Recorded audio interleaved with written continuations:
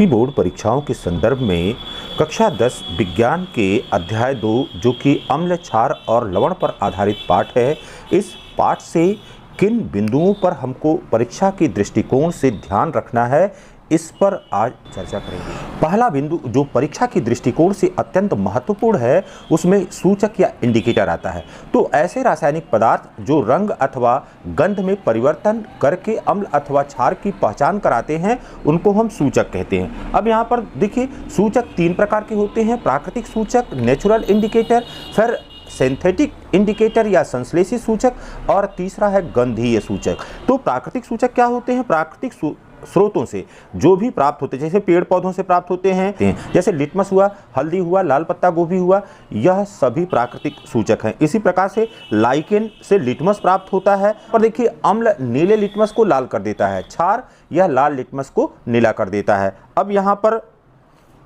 संश्लेषित सूचक या सिंथेटिक सूचक क्या होते हैं? ऐसे सूचक जिनका निर्माण प्रयोगशाला में अथवा औद्योगिक रूप से किया जाता है, उनको हम संश्लेषित सूचक कहते हैं या सिंथेटिक इंडिकेटर कहते हैं। इसके अंतर्गत फेनोल्फ्थालीन है और मेथिल ऑरेंज है। अब ये देखिए, यहाँ पर जो फेनोल्फ्थालीन है यह एसिड, ए फॉर एसिड, तो एसिड में यह रंगहीन होता है, लेकिन यह बेस में या क्षार में गुलाबी रंग का होता है। इसी प्रकार से मेथिल ऑरेंज, यह एसिड में लाल रंग का होता है, लेकिन यहाँ पर जब बेस में इसके रंग को देखते हैं तो यह पीले रंग का हो जाता है। अब तीसरा आता है गंधीय सूचक या ऑल्फैक्टरी इंडिकेटर। तो गंधीय का अर्थ है गंध की पहचान अथवा सुग्राहिता से। ऐसे पदार्थ जिनकी गंध अथवा महक अम्लीय और क्षारीय विलयन में परिवर्तित होती है, उन्हें गंधीय सूचक कहते हैं। तो अब यहाँ पर एक एग्जांपल देखिए, जैसे प्याज है, तो प्याज का एक विशेष गंध होता है, विशेष प्रकार की गंध होती है। जब इसके पेस्ट में अथवा रस में कोई क्षार जैसे सोडियम हाइड्रोक्साइड मिला देते हैं तो इसकी गंध समाप्त हो जाती है। तो गंधीय सूचक अपने यहाँ पर गंध में परिवर्तन करते हैं। इसी प्रकार से लौंग का तेल हुआ और वनीला हुआ। अब यहाँ पर हम देखेंगे कि अम्ल और क्षार क्या होते हैं। अम्ल और क्षार की परिभाषा यहाँ पर देखेंगे। अम्ल किसे कहते हैं? ऐसे पदार्थ जो स्वाद में खट्टे होते हैं तथा जल में घुल करके हाइड्रोजन आयन मुक्त करते हैं। ऐसे पदार्थों का पीएच मान 7 से कम होता है, जैसे हाइड्रोक्लोरिक अम्ल है, सल्फ्यूरिक अम्ल है, नाइट्रिक अम्ल है। तो हाइड्रोक्लोरिक अम्ल जब पानी में मिलाया जाता है तो यह हाइड्रोजन आयन में और क्लोराइड आयन में परिवर्तित हो जाता है। इसी प्रकार से सल्फ्यूरिक अम्ल, यह भी हाइड्रोजन आयन में और सल्फेट आयन में परिवर्तित हो जाता है। तो यहाँ पर प्रत्येक दशा में आप देख रहे हैं कि अम्ल जल में मिलाने पर हाइड्रोजन आयन मुक्त कर रहा है। तो यहाँ पर भी हाइड्रोजन आयन और यहाँ पर भी हाइड्रोजन आयन मुक्त हुआ। इसी प्रकार से नाइट्रिक अम्ल को भी जब जल में मिलाया जाएगा तो यह भी हाइड्रोजन आयन मुक्त करेगा। अब यहाँ पर देखिए, क्षार क्या होते हैं? ऐसे रासायनिक पदार्थ जिनका स्वाद कड़वा होता है, बीटर टेस्ट होता है, तथा छूने पर साबुन जैसा एहसास होता है, और जलीय विलयन में हाइड्रोक्साइड आयन। तो हाइड्रोक्साइड आयन क्या है? यहाँ पर OH-, तो हाइड्रोक्साइड आयन मुक्त करते हैं, उन्हें क्षार कहते हैं। जैसे सोडियम हाइड्रोक्साइड हो गया, पोटेशियम हाइड्रोक्साइड हो गया और कैल्शियम हाइड्रोक्साइड हो गया। तो अब यह पोटेशियम हाइड्रोक्साइड यह K+ और OH- में हो गया। इसी प्रकार से NaOH, सोडियम हाइड्रोक्साइड, यह Na+ और OH- में विखंडित हो गया। तो यहाँ पर जलीय विलयन में यह हाइड्रोक्साइड आयन दे रहा है। अब अम्ल और क्षार की परिभाषा को हमने जान लिया है। अब यहाँ पर देखेंगे कि इसके 2 रासायनिक गुण क्या होते हैं अम्ल और क्षारों के। तो जितने भी अम्ल हैं, अम्ल धातुओं से क्रिया करके संगत लवण बनाती हैं तथा हाइड्रोजन गैस मुक्त होती है। तो यहाँ पर लवण बनता है और साथ ही साथ हाइड्रोजन गैस मुक्त होती है। यहाँ पर देखिए, जिंक जब सल्फ्यूरिक अम्ल से क्रिया करता है तो जिंक सल्फेट में परिवर्तित हो जाता है, हाइड्रोजन गैस विस्थापित होती है। इसी प्रकार से अम्ल धातु कार्बोनेट, वह सोडियम कार्बोनेट हो सकता है या सोडियम बाइकार्बोनेट हो सकता है, से क्रिया करके लवण, पानी और कार्बन डाइऑक्साइड बनाता है। तो लवण बनता है, पानी बनता है और कार्बन डाइऑक्साइड बनता है। सोडियम कार्बोनेट यह HCl से क्रिया कर रहा है, NaCl यहाँ पर बन रहा है, कार्बन डाइऑक्साइड गैस बन रही है और पानी बन रहा है। इसी प्रकार से अब बेस के 2 गुणों के संबंध में चर्चा कर ले रहे हैं कि बेस के क्या 2 गुण होते हैं। क्षार अधातु ऑक्साइड से, अधातु ऑक्साइड का मतलब है कि यह कार्बन मोनोऑक्साइड से, कार्बन डाइऑक्साइड से, सल्फर डाइऑक्साइड से, ये सभी अधातु ऑक्साइड हैं। इन सब से क्रिया करके लवण और पानी बनाता है। तो यहाँ पर भी क्या बन रहा है? लवण बन रहा है और पानी बन रहा है। यहाँ पर सोडियम हाइड्रोक्साइड कार्बन डाइऑक्साइड से क्रिया कर रहा है,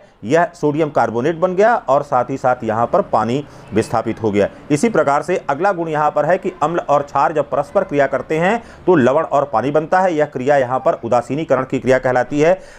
हाइड्रोक्लोरिक अम्ल जब सोडियम हाइड्रोक्साइड से क्रिया करता है तो उसके फलस्वरूप यहाँ पर सोडियम क्लोराइड और पानी बन जाता है। अब परीक्षा की दृष्टिकोण से यह उदासीनीकरण की प्रक्रिया अत्यंत इंपॉर्टेंट है। यहां पर देखिए उदासीनीकरण की क्रिया क्या है। अम्ल और क्षार की परस्पर क्रिया के फलस्वरूप लवण और पानी बनता है।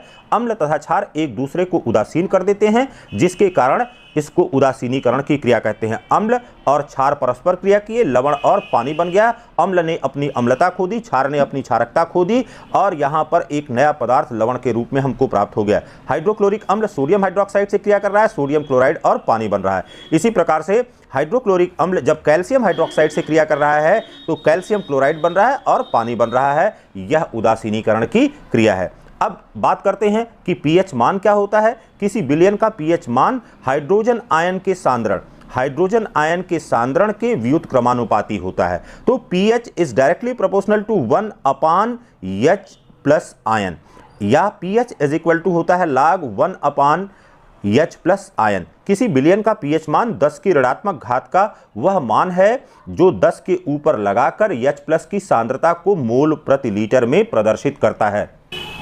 अब यहीं पर पीएच स्केल को देख लेते हैं। ऐसा अंकीय पैमाना जिस पर अम्ल व क्षार की प्रबलता का मापन किया जाता है उसे पीएच स्केल कहते हैं। अब 7 अगर मान है तो 7 यह मान क्या कहलाता है, यह उदासीन कहलाता है। 7 मान यहाँ पर उदासीन कहलाता है। फिर देखिए बेटा यहाँ पर अगर 7 से कम मान होता है, लेस देन 7 अगर होगा तो यह अम्लीय कहलाता है, यह अम्लीय कहलाता है। फिर ग्रेटर देन 7 अगर होगा तो यह क्षारीय कहलाएगा। तो इतनी बातें यहाँ पर आपको याद रखना है कि अब यहाँ पर अगर देखेंगे इस 7 से बाईं तरफ आते हैं तो यह अम्लीय गुणों के बढ़ने का क्रम है। इसी प्रकार से 7 से दाहिनी ओर अगर चलते हैं तो क्षारीय गुणों के बढ़ने का क्रम है। फिर इस सूत्र को आपको याद रखना है। इसी सूत्र से परीक्षा में प्रश्न पूछे जाते हैं। H plus ion is equal to 10⁻⁻x mole प्रति लीटर, तब पीएच का मान यह x के बराबर होता है। फिर दैनिक जीवन में हमारे पीएच का क्या महत्व होता है, पाचन तंत्र में पीएच का क्या महत्व होता है। आमाशय में HCl पाया जाता है, यह भोजन के पाचन में सहायक होता है। अपच की दशा में अत्यधिक अम्ल उत्पन्न होता है जिसके कारण दर्द और जलन उत्पन्न होता है। इसको समाप्त करने हेतु मिल्क ऑफ मैग्नीशिया, तो मिल्क ऑफ मैग्नीशिया या मैग्नीशियम हाइड्रोक्साइड, यह मिक्स MgOH का होल ट्वाइस, यह मैग्नीशियम हाइड्रोक्साइड है। जैसे दुर्बल क्षारक का उपयोग किया जाता है। अम्ल और क्षार परस्पर क्रिया करके एक दूसरे के प्रभाव को समाप्त कर देते हैं। इस प्रकार से व्यक्ति को आराम हो जाता है। तो अम्लीय वर्षा का यहाँ से आपको पीएच याद रखना है कि अम्लीय वर्षा का पीएच मान यह कितने के बराबर होता है, 5.6 के बराबर होता है। अब यहाँ पर लवणों का जो टॉपिक है ये वेरी इंपॉर्टेंट है परीक्षा के दृष्टिकोण से। तो यहाँ पर पहले जनरल बातें आपको जान लेना है कि लवण क्या होता है। धनायन और ऋणायन से बने आयनिक यौगिक होते हैं और इस प्रकार के आयनिक यौगिक में धनायन और ऋणायन की संख्या समान होती है। फिर संपूर्ण रूप से लवण उदासीन होता है। जैसे सोडियम क्लोराइड हो गया, इसमें Na+ है और Cl- है। इसी प्रकार से पोटेशियम नाइट्रेट है KNO3, इसमें K+ है और NO3- है। अब लवणों का निर्माण किस प्रकार से होता है। लवणों का निर्माण कई विधियों द्वारा होता है। यहाँ पर 2 प्रक्रियाओं की हम बात करेंगे। पहला उदासीनीकरण की प्रक्रिया है जिसके संबंध में अभी चर्चा किया है कि अम्ल और क्षार परस्पर क्रिया करके लवण और पानी बना लेते हैं। इसी प्रकार से दूसरी प्रक्रिया यहाँ पर देखा था कि धातु जब अम्लों से क्रिया करती हैं तो संगत लवण बनाते हैं और साथ ही साथ हाइड्रोजन गैस विस्थापित होती है। तो यहाँ पर यह जो भी रिएक्शन लिखे गए हैं यह रिएक्शन अत्यंत महत्वपूर्ण हैं और लवणों के निर्माण में इन प्रक्रियाओं का सबसे अधिक उपयोग किया जाता है।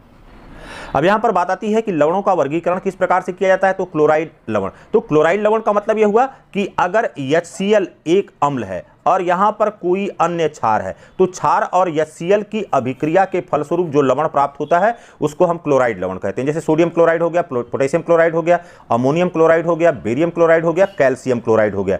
इसी प्रकार से जब नाइट्रेट लवण की बात करते हैं तो इसका मतलब है कि यहाँ पर अम्ल के रूप में क्या है, अम्ल के रूप में यहाँ पर HNO3 है, नाइट्रिक अम्ल है और कोई क्षार है। जैसे यहाँ पर सोडियम नाइट्रेट मिल रहा है, पोटेशियम नाइट्रेट मिल रहा है। जब सल्फेट लवण की बात कर रहे हैं तो यहाँ एसिड के रूप में या अम्ल के रूप में क्या है, यहाँ पर H2SO4 है और कोई भी क्षार हो सकता है। तो यहाँ पर यह सल्फ्यूरिक एसिड है और कोई क्षार जब आपस में क्रिया करता है तो जो लवण बनता है वह लवण यह सल्फेट लवण कहलाता है। जैसे सोडियम सल्फेट हो गया, पोटेशियम सल्फेट हो गया। यहाँ पर देखिए कास्टिक सोडा जिसको सोडियम हाइड्रोक्साइड कहते हैं, यह एक प्रबल क्षार है और इसको कैसे प्राप्त किया जाता है। इसका निर्माण NaCl के जलीय विलयन में विद्युत अपघटन के द्वारा प्राप्त किया जाता है। अब NaCl जो है इसका जलीय विलयन यह ब्राइन कहलाता है। अब यहाँ पर देखिए बेटा, संपूर्ण रिएक्शन क्या होता है, 2NaCl plus 2H2O equal to 2NaOH plus Cl2 plus H2। तो यह क्लोरीन और यहाँ पर हाइड्रोजन, यह हमको गैस के रूप में मिलता है।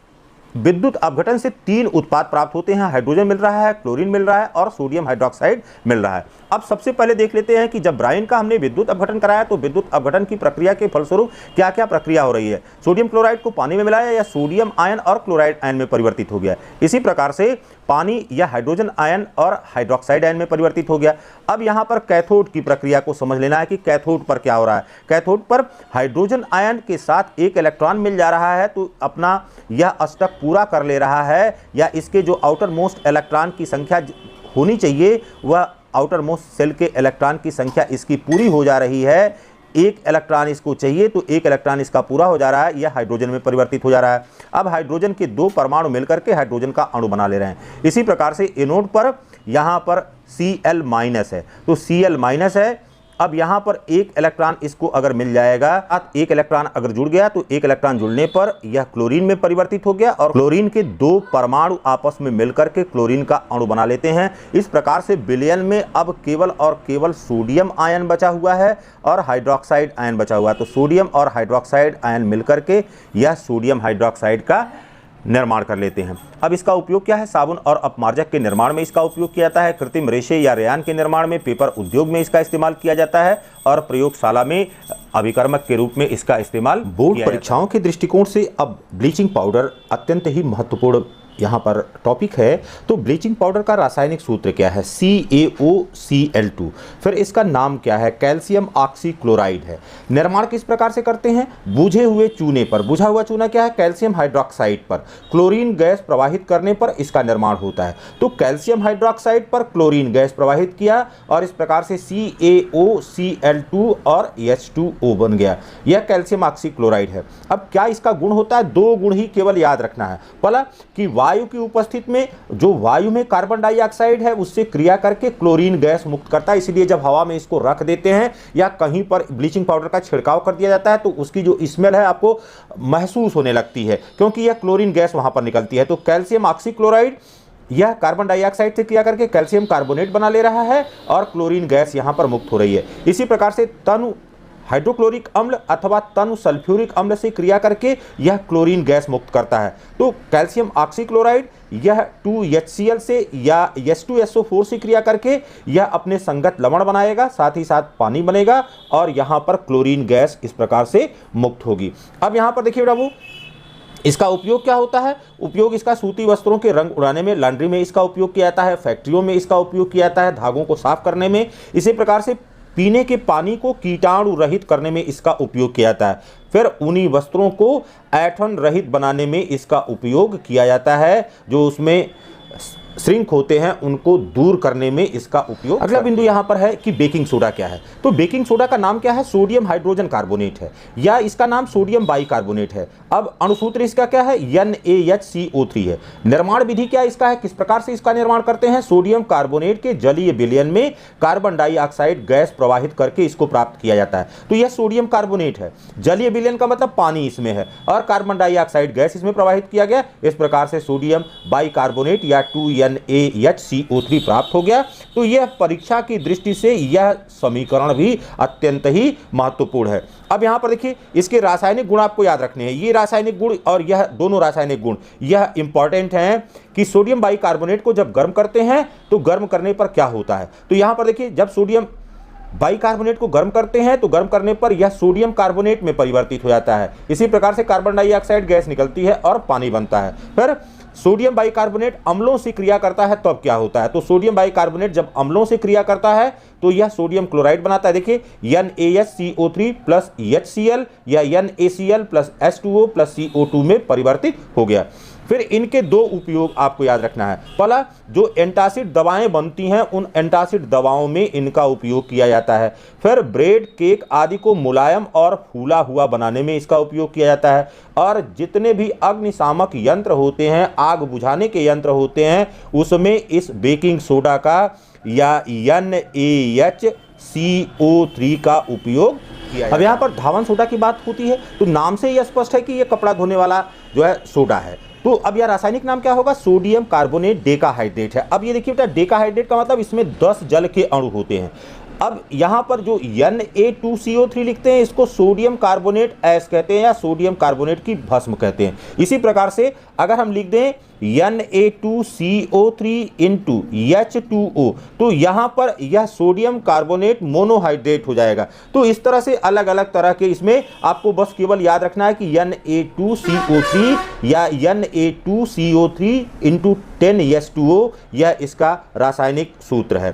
फिर निर्माण विधि क्या है, इसके लिए आप सोडियम बाइकार्बोनेट को गर्म करके इसे प्राप्त कर सकते हैं। तो यहाँ पर यह रिएक्शन भी बहुत ही इंपॉर्टेंट है कि सोडियम कार्बोनेट को या सोडियम बाइकार्बोनेट को जब गर्म करते हैं तो क्या होता है, तो गर्म करने पर यह सोडियम कार्बोनेट में परिवर्तित हो जाता है, कार्बन डाइऑक्साइड गैस मुक्त होती है। इसी प्रकार से हाइड्रोजन या जल का वेपर हमको मिल जाता है या वाष्प मिल जाता है। अब यहाँ पर देखिए बेटा, रासायनिक गुण क्या है, गर्म करने पर यह अपना क्रिस्टलीय जल मुक्त करता है। तो कभी कभी क्रिस्टलीय जल के बारे में पूछता है कि क्रिस्टलीय जल क्या है, वाटर ऑफ क्रिस्टलाइजेशन क्या है, तो उसको आपको याद रखना है। यहाँ पर Na2CO3 इंटू 10H2O इसको गर्म कर दिया तो यह सोडियम कार्बोनेट में परिवर्तित हो गया और इसका जो 10 जल का अणु था यह इससे मुक्त हो गया। इसी प्रकार से अम्लों से क्रिया करके यह कार्बन डाइऑक्साइड गैस मुक्त करता है, संगत लवण बनाता है। इसके पहले भी इस अभिक्रिया के संबंध में चर्चा कर चुके हैं। यहाँ पर उपयोग क्या होता है, वस्त्रों तथा बर्तनों की गंदगी दूर करने में या उनको धोने में, जल की सफाई और कठोरता दूर करने में। तो ये वाला आपको याद रखना है कि जल की जो अस्थायी कठोरता है वो किसके द्वारा दूर की जाती है, धावन सोडा के द्वारा दूर की जाती है। इसी प्रकार से कांच है, साबुन है, पेपर इंडस्ट्रीज में इसका इस्तेमाल बहुत ज़्यादा करते हैं। प्लास्टर ऑफ पेरिस का कि पीओपी क्या है, इसका रासायनिक नाम क्या है, कैल्शियम सल्फेट हेमीहाइड्रेट है। फिर सूत्र क्या है, CaSO4 इंटू हाफ H2O। फिर देखिए इसका निर्माण किस प्रकार से करते हैं, जिप्सम, जिसका रासायनिक नाम कैल्शियम सल्फेट है। तो कैल्शियम सल्फेट को 100 डिग्री सेंटीग्रेड, 100 डिग्री सेंटीग्रेड एकदम याद रखना है, इसको न तो कम करना है न तो ज़्यादा करना है, या 373 केल्विन ताप पर गर्म करके इसको प्राप्त किया जाता है। तो कैल्शियम सल्फेट को 100 डिग्री सेंटीग्रेड या 373 केल्विन पर जब गर्म करते हैं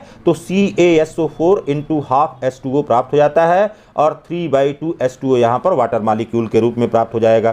फिर इसका गुण क्या है, जल योजन का गुण, इसको जो इस प्रकार से POP हमको मिला हुआ है, यह POP फिर जब पानी इसमें मिला दिया जाएगा तो यह जिप्सम में परिवर्तित हो जाता है। क्या इसका उपयोग है, टूटी हुई हड्डियों पर प्लास्टर लगाने में उपयोग किया जाता है। फिर छतों, दीवारों आदि पर डिज़ाइन बनाने में तथा उनको स्मूथ बनाने में, चिकना बनाने में इसका इस्तेमाल किया जाता है। फिर इसके साथ ही साथ अग्निरोधी पदार्थ बनाने में इस POP का इस्तेमाल किया जाता है।